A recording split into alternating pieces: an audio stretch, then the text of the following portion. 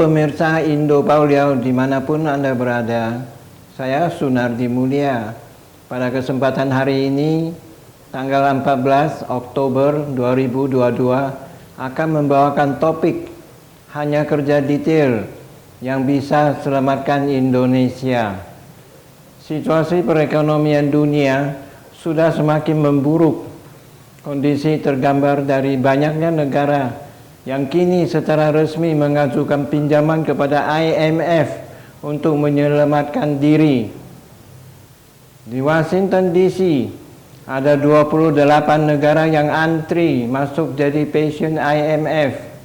Artinya badai sudah datang, ujar Presiden Jokowi saat membuka sidang kabinet paripurna yang disiarkan di YouTube Sekretaris Presiden pada hari Rabu tanggal 12 Oktober 2022. Melihat kondisi tersebut, Kepala Negara menginstruksikan seluruh jajaran menterinya untuk betul-betul menyiapkan antisipasi dengan baik. Semua pekerjaan harus dilakukan secara luar biasa. Program-program harus dijalankan secara detail sehingga dampaknya bisa dirasakan secara real. Tidak bisa lagi kita hanya bekerja sesuai rutinitas. Tidak bisa lagi makro, mikro, dan pekerjaan yang detail itu yang bisa menyelamatkan negara kita, ucap Presiden Jokowi. Rencana-rencana cadangan juga diminta untuk disiapkan. Dengan demikian, jika program utama tidak sesuai target, pemerintah sudah memiliki pijakan untuk mengambil langkah antisipatif. Plan A, Plan B, Plan C, Plan D, semua harus ada. Yang buruk, yang paling buruk, semua harus sudah kita hitung, ucap Presiden Jokowi. Selain itu, Presiden Jokowi juga meminta kementerian, lembaga berhati-hati dalam merumuskan dan menerbitkan kebijakan. Pada masa sulit seperti sekarang, persoalan-persoalan kecil bisa menjadi goncangan bagi masyarakat. Kebijakan itu harus hati-hati. Urusan kecil-kecil itu sekarang semuanya jadi sensitif. Seperti kemarin, misalnya kompor listrik. Itu memang betul, kita memang harus konversi, tapi bukannya sekarang. Jelas Presiden Jokowi, di periode ekonomi dunia yang gelap, tidak mungkin masyarakat dipaksa untuk mengalih ke kompor listrik yang secara otomatis menuntut penggunaan listrik yang juga besar.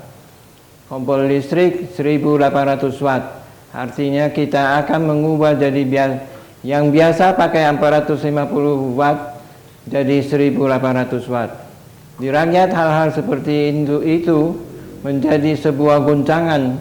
Hati-hati yang berkaitan dengan rakyat, hati-hati polisinya, kata Presiden Jokowi. Indonesia mencatat pertumbuhan ekonomi 5,44 pada kuartal kedua 2022. Angka ini jauh dari ekspektasi pemerintah dan ekonom yang di kisaran 5,1% atau 5,2%. Ini jauh dari ancaman resesi.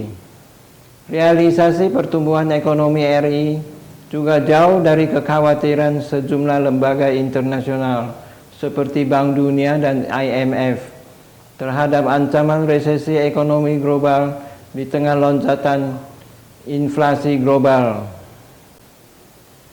Lalu, bagaimana bisa RI mencatat pertumbuhan ekonomi di atas ekspektasi, bahkan menjauhi dari resesi?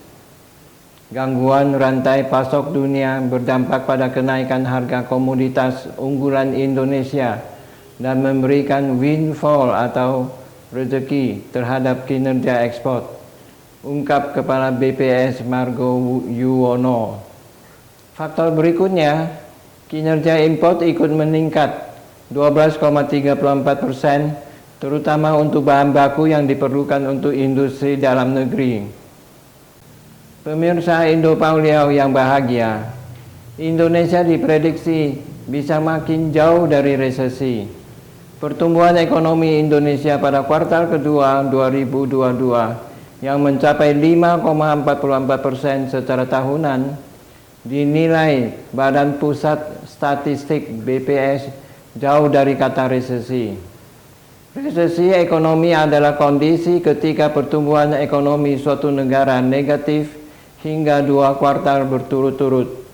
Kondisi ini biasanya dipengaruhi ketidakstabilan investasi, konsumsi, pendapatan nasional, pengeluaran, dan ekspor-impor. Sementara dari data yang ada, pertumbuhan ekonomi Indonesia masih tumbuh secara 2 kuartal berturut-turut, di mana pada kuartal pertama 2022, pertumbuhan ekonomi Indonesia tumbuh 3,72%. Kepala BPS Margo Yuwono mengungkapkan 2 faktor pendorong pertumbuhan ekonomi pada kuartal kedua tahun 2022, yakni karena kenaikan harga komoditas unggulan di pasar internasional hingga konsumsi masyarakat yang meningkat. Konsumsi rumah tangga sebagai pendorong utama perekonomian berhasil tumbuh 5,51%. Peningkatan ini didukung oleh momen hari raya yang terjadi pada Mei 2022. Konsumsi rumah tangga berkontribusi sebesar 51,47% dalam pertumbuhan ekonomi dalam negeri. Sektor ini menjadi penopang utama. Pendorong lainnya adalah ekspor yang tumbuh hingga 19,74%.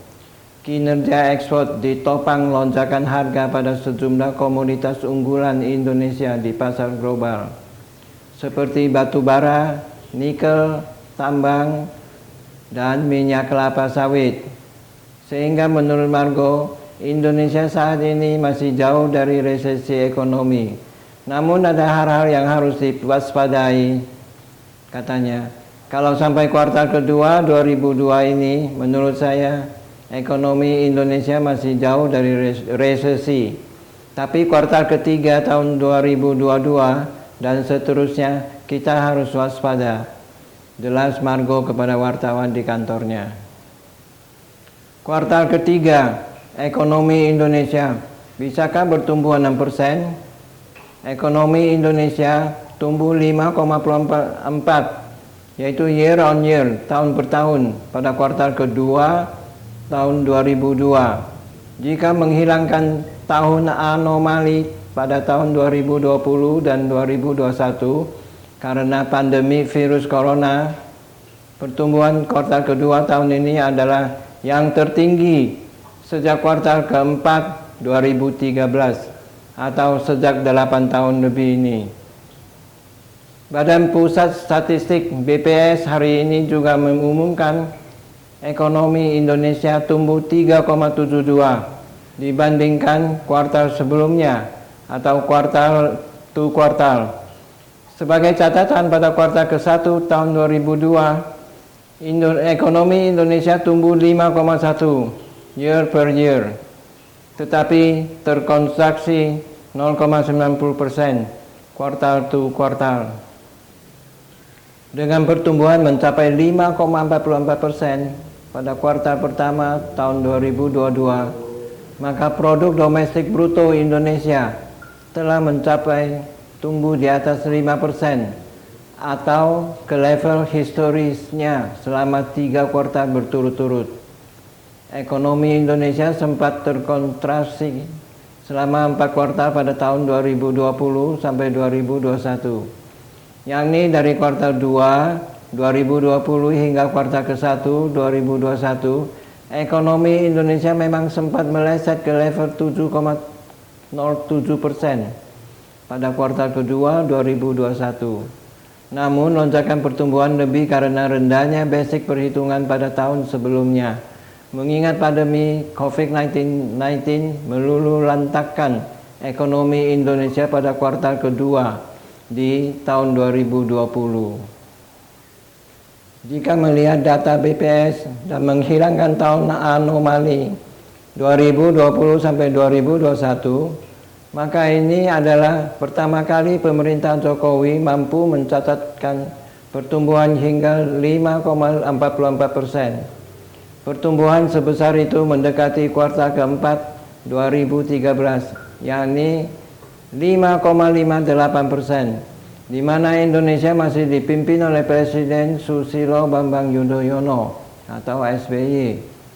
Kepala BPS Margo Yuwono menjelaskan tingginya pertumbuhan ekonomi Indonesia ditopang oleh konsumsi rumah tangga dan ekspor. Pada kuartal kedua tahun 2022, konsumsi rumah tangga berkontribusi 51,47% terhadap pertumbuhan ekonomi, sementara peran ekspor sebesar 24,68%. Perayaan Lebaran yang meriah, pelonggaran mobilitas, dan bantuan langsung tunai atau BLT membuat konsumsi melonjak. Sementara itu, lonjakan harga komoditas energi dan pangan membuat laju ekspor melesat. Pada kuartal kedua 2022, konsumsi rumah tangga tumbuh 5,51%, tertinggi sejak kuartal kedua tahun 2021, yakni 5,96%. Jika menghilangkan pergerakan anomali pada 2020 dan 2021, maka pertumbuhan konsumsi pada kuartal kedua tahun ini adalah yang tertinggi sejak kuartal ke-1 2013, yaitu 5,68%. Dengan pertumbuhan mencapai 5,51% pada kuartal kedua tahun 2022, konsumsi rumah tangga juga tumbuh kembali ke level historisnya di kisaran 5%, seperti sebelum pandemi. Pemirsa Indopolio yang terkasih, sampai di sini dulu pembahasan pada hari ini. Terima kasih telah menonton Indopolio. Mohon tekan subscribe dan beri komentar, serta berbagi kepada teman-teman. Sampai jumpa pada kesempatan berikutnya.